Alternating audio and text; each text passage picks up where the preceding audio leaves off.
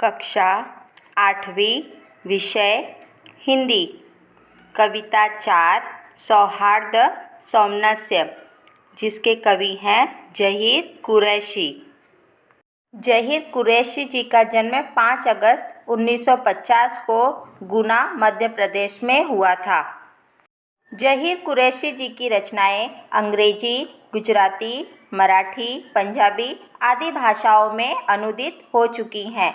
इनको इनकॉर्पोरेटेड सम्मान और गोपाल सिंह नेपाली सम्मान भी प्राप्त हुआ है।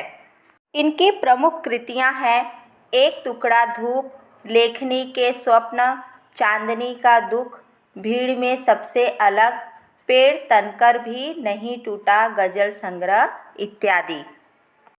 प्रस्तुत दोहे में ज़हीर कुरैशी जी ने छोटे बड़े के भेद मिटाने, नफरत, स्वार्थ आदि छोड़ने के लिए प्रेरित किया है। उनका यह मानना है कि अनेकता में एकता ही हमारे भारत देश की शान है, अतः हमें मिलजुल कर रहना चाहिए। हमेशा एक दूसरे के लिए प्रेम की भावना रखनी चाहिए। प्रेम की भावना को स्वीकार करते हुए एक दूसरे के साथ अच्छा व्यवहार करने की उन्होंने इस कविता में सलाह दी है। अब हम अपना पहला दोहा पढ़ेंगे। वो छोटा मैं हूँ बड़ा, ये बातें निर्मूल, उड़कर सिर पर बैठती निज पैरों की धूल। निर्मूल का अर्थ होता है निरर्थक, जिसका कोई अर्थ न हो। धूल का अर्थ होता है रज। निज का अर्थ होता है स्वयं।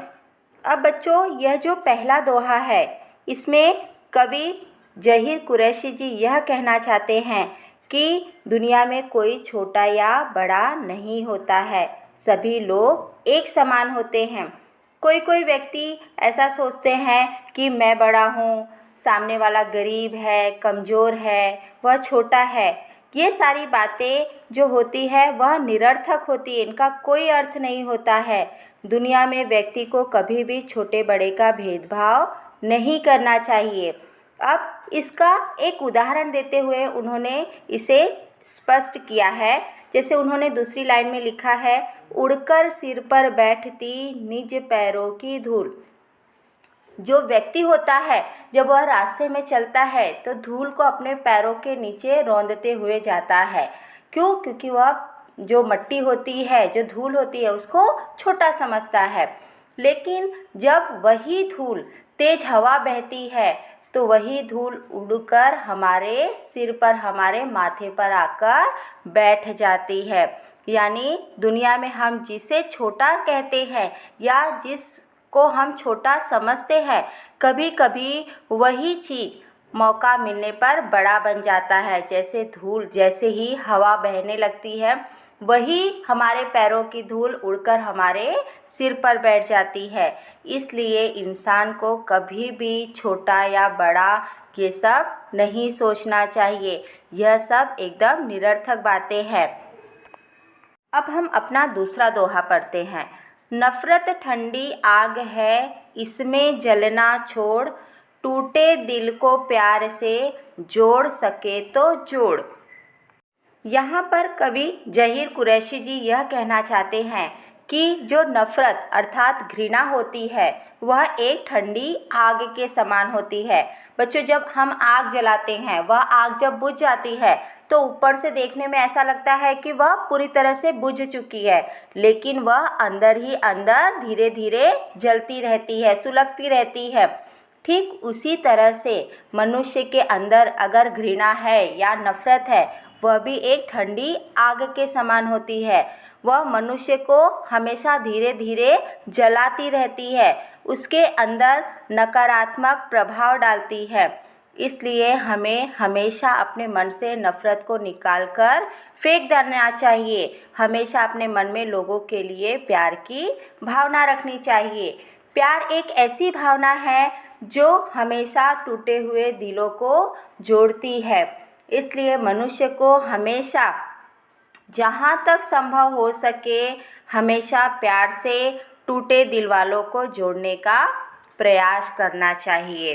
अब हम अपना अगला दोहा पढ़ते हैं। पौधे ने बाटे नहीं नाम पूछकर फूल, हमने ही खोले बहुत स्वार्थ के स्कूल। स्वार्थ का अर्थ होता है स्वार्थ, स्कूल अर्थात विद्यालय। अब बच्चों यहाँ पर कवि ज़हीर कुरैशी जी यह कहना चाहते हैं कि जो बाग होता है, बगीचा होता है, वहाँ पर तरह तरह के पौधे होते हैं। हर एक तरह तरह के पौधों पे तरह तरह के फूल खिले होते हैं। प्रकृति जो होती है वह कभी किसी पौधे को पूछकर उस पर फूल नहीं खिलाती है, वह सबको एक समान पुष्पित करती है। ठीक उसी प्रकार पौधे पर जब फूल खिलते हैं, वह पौधा जब मनुष्य को या लोगों को अपने फूल बांटता है तो वह फूल बांटते वक्त किसी मनुष्य को उसका नाम या उसका धर्म नहीं पूछता है, वह सभी को एक समान फूल देता है। क्यों? क्योंकि उनके मन में किसी के लिए स्वार्थ की भावना नहीं होती है। यह तो हम मनुष्य ही हैं जो इतने स्वार्थी हैं और हम अपने स्वार्थ के लिए दूसरों का बुरा करते हैं। कभी कभी मनुष्य स्वार्थ में पड़कर न जाने कितना दूसरों के साथ बुरा व्यवहार करता है। हम मनुष्य ही हर काम में अपना स्वार्थ, अपना फ़ायदा सबसे पहले देखते हैं। अब हम अपना अगला दोहा पढ़ते हैं। धर्म अलग, भाषा अलग, फिर भी हम सब एक, विविध रंग करते नहीं हमको कभी अनेक। धर्म अलग, भाषा अलग, फिर भी हम सब एक। हमारे भारत देश में कई धर्म के लोग रहते हैं, कई तरह की भाषाएं बोलने वाले लोग रहते हैं, फिर भी हमारे भारत देश के सभी भारतवासी एक हैं। क्यों? क्योंकि अनेकता में एकता ही हमारे भारत देश की संस्कृति की शान है। हमारे देश में भले ही अनेक धर्म को मानने वाले लोग हैं, अनगिनत भाषाएं बोलने वाले लोग हैं, फिर भी हम सब भारतवासी एक हैं। हमारे भारत देश में विविध रंग के अर्थात गोरे, काले, सांवले, गेहुए ऐसे कई रंगों के लोग रहते हैं, लेकिन अलग अलग रंग होने के बावजूद भी वह हमारे देश की एकता को प्रभावित नहीं करता। तो बच्चों यहाँ पर कवि ज़हीर कुरैशी जी यही कहना चाहते हैं कि चाहे हमारे भारत देश में अनेक धर्म के, अनेक भाषा के या अनेक रंगों के लोग क्यों न रहते हों, लेकिन फिर भी हमारे सारे भारतवासी एक हैं। इस कविता का शेष भाग हम अपने अगले वीडियो में पढ़ेंगे। धन्यवाद।